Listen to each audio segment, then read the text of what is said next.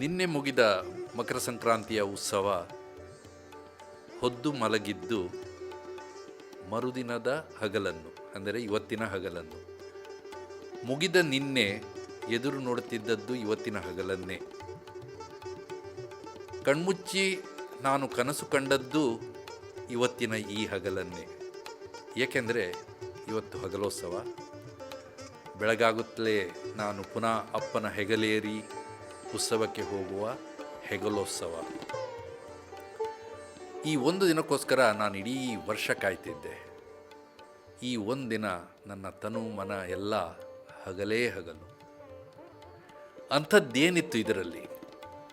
ಮುಕುಟದಲ್ಲಿ ಹನುಮನ ಹೊತ್ತ ಬ್ರಹ್ಮರಥವೋ, ಆ ರಥಕ್ಕೆ ಪ್ರದಕ್ಷಿಣೆ ಹಾಕುವ ಆ ಗರುಡನೋ, ರಥಕ್ಕೆ ಕಿತ್ತಳೆ ಎಸೆಯುವ ಸಂಭ್ರಮವೋ, ಇದೊಂದು ವಿಚಿತ್ರ ಒಂದು ರಿಚುವಲ್ ಇತ್ತು ಆಗ. ಈಗ ಇಲ್ಲ. ಅದು ರಥಕ್ಕೆ ಕಿತ್ತಳೆ ಎಸೆತಿದ್ರು. ಅದರಲ್ಲೇನೋ ನಮಗೆ ಗಮ್ಮತ್ತಿತ್ತು.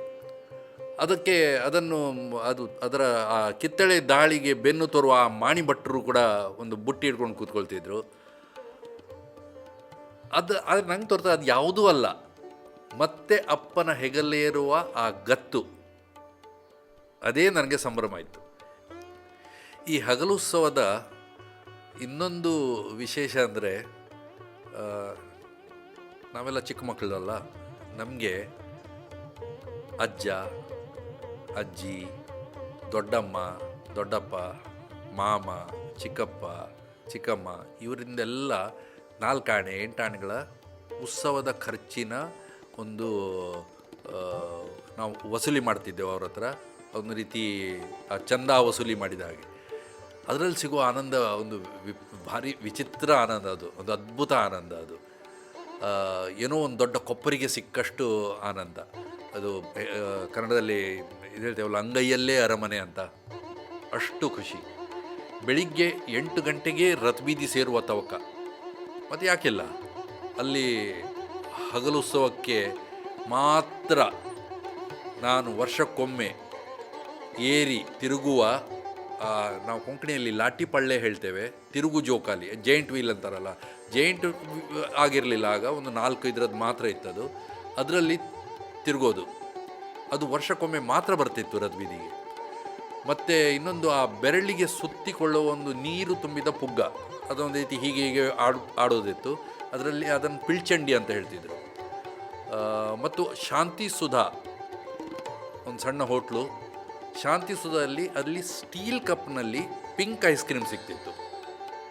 ಮತ್ತು ಪೀಂಪ್ರಿ ತುತ್ತೂರಿ ಅದೊಂದು ಇನ್ನೊಂದು, ಅದನ್ನು ನಾವು ಎದುರು ನೋಡ್ತಿದ್ದೆವು.